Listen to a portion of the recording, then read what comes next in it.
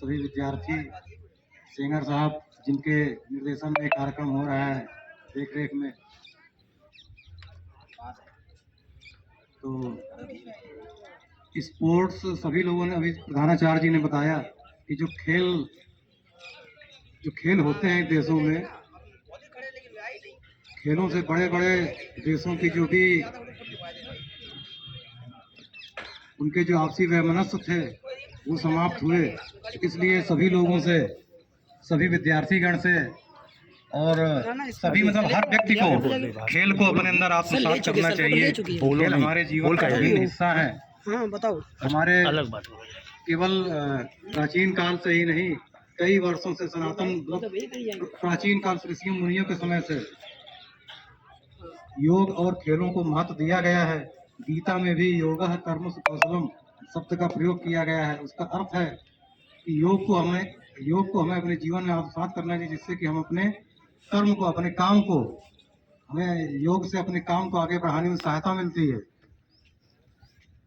जब हमारा अपना शरीर निरोग रहेगा, हम फिट रहेंगे, तो हमारे जो भी आगे के काम हैं, जो भी हम जिस काम के लिए हम लगे हुए हैं, उस काम को अच्छी तरह से और सही तरीके से कर सकते हैं। अगर हमारा शरीर ही निरोग है, हम बीमार हैं, मान लो हम बीमार हैं, किसी काम को कर पाने में अक्षम है, नहीं कर पा रहे हैं, इसके बाद भी हम उस काम में लगे हुए हैं, लेकिन हमारा मन वहाँ नहीं लगेगा। तो हमें अपने शरीर को फिट रखने के लिए, अपने मन को कंट्रोल में रखने के लिए, अपने कार्य को, अपने जो भी हमारा मूल उद्देश्य है उसको पाने के लिए हमें अपने शरीर को फिट रखना जरूरी है। जैसे हम लोगों का भी काम है न्यायालय में कोर्ट का काम देखना। अब हम बीमार हैं, हम कैसे वहां देखेंगे, कैसे काम करेंगे, कैसे फाइलों का अध्ययन करेंगे? उसके लिए जरूरी है कि हमारा अपना शरीर स्वस्थ हो। शरीर स्वस्थ रहेगा तो मन स्वस्थ रहेगा, मन स्वस्थ रहेगा तो हम अपने काम को आगे अच्छी तरीके से बढ़ा सकेंगे। दूसरा, खेल भावना। खेल भावना बहुत विराट शब्द है, बहुत मतलब व्यापक महत्व का शब्द है। खेल भावना का मतलब यह है कि खेल में कोई जाति, कोई धर्म कुछ नहीं। खेल खेल है, हम सब इंसान हैं, हम सब एक व्यक्ति की तरह से खेलें। खेल में कभी जाति को, कभी धर्म को, कभी जो भी हो, उन सब चीजों को दूर हटा दीजिए। हम सब एक हैं, इस उद्देश्य के साथ खेल भावना, ये खेल भावना है।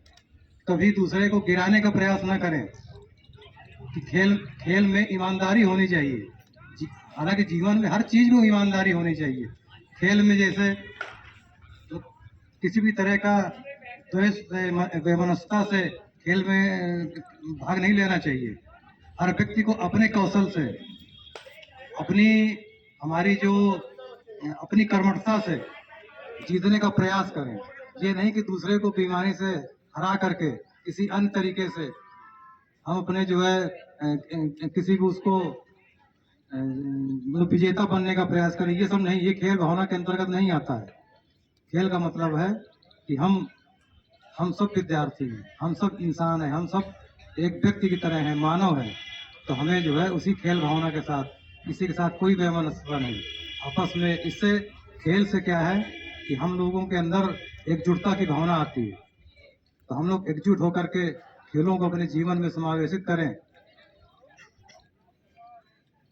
और सभी विद्यार्थियों से, जितने भी हमारे ये हैं, जो लोग आए हुए हैं बच्चे, एक तो टाइम का ध्यान रखें। जो टाइम दिया जाए उस टाइम पे सभी को आना चाहिए।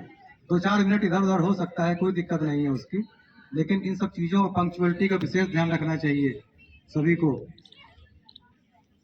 तो इसी के साथ हम आपको, क्योंकि हमको भी 10 बजे कोर्ट भी जाना है, 9:50 हो चुका है, तो ज़्यादा ना बोलते हुए बस यही कहूँगा कि आप लोग खेल भावना के साथ, प्रतिस्पर्धा की भावना के साथ, एक दूसरे से मेल मिलाप करते हुए, बिना किसी जाति धर्म भेदभाव के अपना जो है खेल में भाग लें, एक दूसरे का सहयोग करें, अच्छे से पढ़ाई करें और आगे बढ़ें।